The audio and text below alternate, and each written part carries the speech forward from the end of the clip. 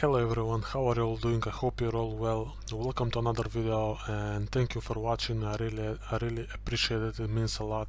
Shout out to all of you. Now, in today's video, we're gonna talk about FPL. So, as you know, the World Cup is coming to an end. So that means only one thing basically. FPL is back, and it's good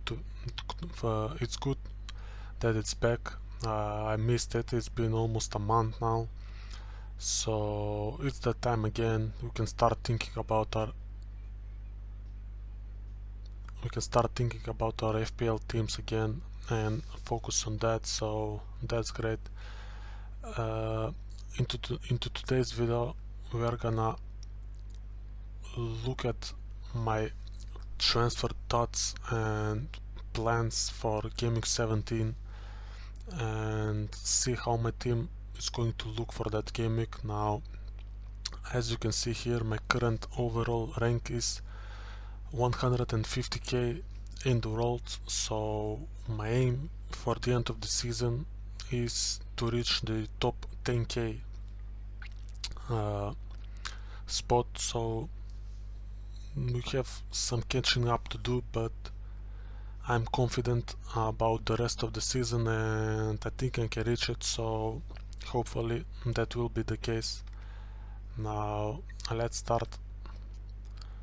So first I'm gonna talk about, so these are my players for from Game Week 16, and first we're gonna talk about the players that are going to stay in my team for Game Week 17 and onwards, and why they are going to stay. So the first player that's going to stay in the team most likely is going to be Danny Ward. So he is very cheap, 4.1, and Leicester did improve defensively quite a lot in the last couple of game weeks, so there is really no reason to not own him, and at least as one of the two keepers. So my plan with him is to get another cheap keeper and rotate around. So I'm not going to have him in my team every game week, but he will come in here and there, so he's going to stay. Guaita is going to go most likely from the defenders. Kieran Trippier is going to stay in my team. Another great player, one of the best for the first half of the season for my team. He did quite amazing, and I'm very happy to own him for the future. Now, no matter the fixtures really, I got him in cheap and at 5.5, so there is really no point in transferring him out, and then if I want to transfer him back in, I basically lose a lot of value. So he's going to stay. Emerson will be transferred out. Now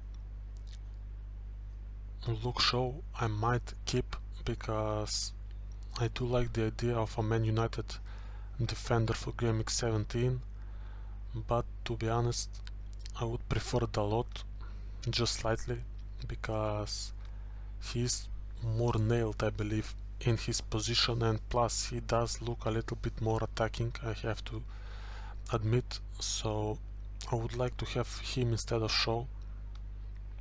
So Man United have 3 great fixtures, and then for these 2 game weeks I can either bench him because he is quite cheap, or I can sell him and move him on for someone else. So I like the idea of having a Man United defender. Cancelo can stay in the team. I do need a Man City defender, but maybe I'm considering going for a slightly cheaper one and saving funds, but we will talk about that later on. And Ben White, again, I am happy with having an Arsenal defender. I do believe Arsenal will try their best to keep going for the title and try to challenge Man City as much as possible. And if they are gonna do that, they are gonna need a lot of clean sheets, because clean sheets do win titles. And Ben White is again another cheap player that was nailed in the first half of the season, so if he's fit and ready to go, he's going to stay in my team. I don't see a reason why I should transfer him out. If we move into the midfield, so only two players from here are going to stay, Martinelli and Andreas Pereira. So Martinelli, I got him since game week 1, so super early and super cheap, and like I said, I expect Arsenal to go for the title and fight Man City.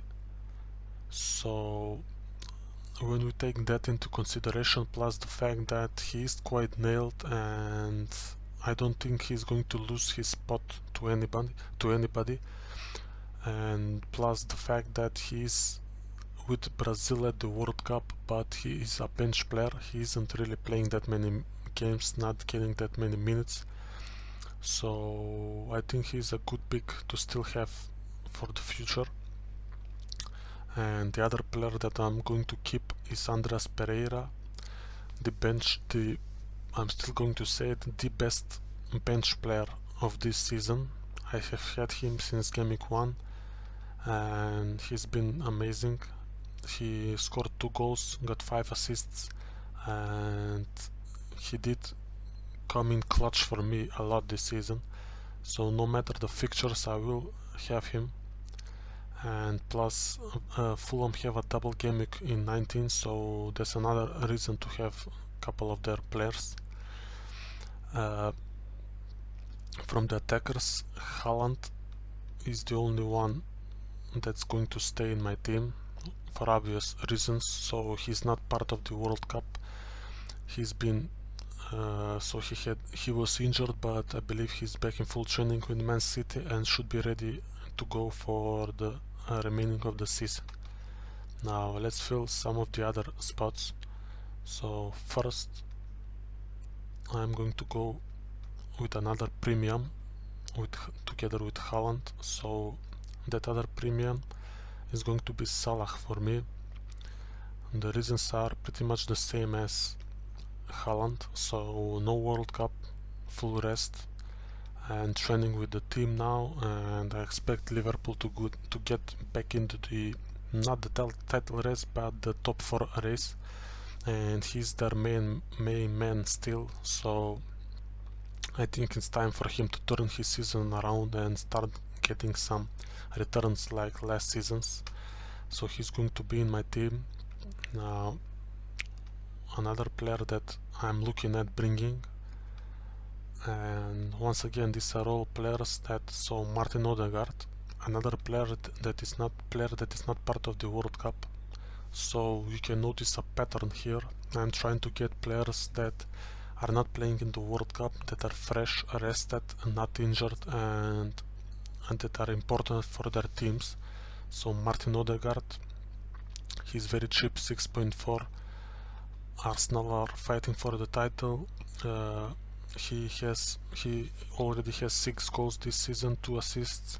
I think he can provide a lot more, especially with Gabriel Jesus injured. Arsenal are gonna need goals from other players, so I'm looking at getting him in. Let me just see now who else. Okay, so let's talk about the goalkeeper. So currently my other goalkeeper option is looking like Kepa from Chelsea.